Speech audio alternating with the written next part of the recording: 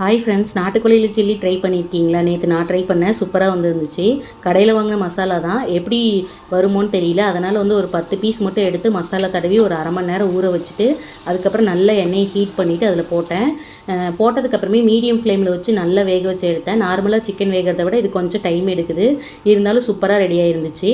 நேற்று குழம்புல இருக்க சிக்கனையே எடுத்து வறுவல் பண்ணியிருந்தேன். அது எப்படின்னு சொல்கிறேன். சின்ன வெங்காயம், கரம் மசாலா, மல்லித்தூள், இஞ்சி பூண்டு பேஸ்ட்டு இது எல்லாத்தையும் போட்டு நல்லா வதக்கிட்டு குழம்புல இருக்க கறியவே எடுத்து அது கூட சேர்த்துக்கிட்டேன். குழம்பு 2 கரண்டி ஊற்றிட்டு அதையும் போட்டு நல்லா பரட்டி விட்டுட்டு மூடி வச்சுட்டு ஒரு 7 நிமிஷத்துக்கு நல்லா சுண்டி வந்ததுக்கப்புறமே இறக்கிட்டோம்னா சூப்பராக ரெடி ஆயிரும். நேற்று லஞ்சுக்கு இதை தான் வச்சு சாப்பிட்ருந்தோம். எல்லாமே அல்டிமேட்டாக இருந்துச்சு.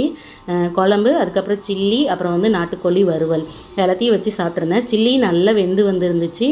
குழம்போடு சேர்த்து சாப்பிடக்குள்ள சூப்பராக இருந்துச்சு. நீங்களும் ட்ரை பண்ணி பாருங்கள். என்னோடய சேனலுக்கு சப்ஸ்கிரைப் பண்ணி சப்போர்ட் பண்ணுங்கள்.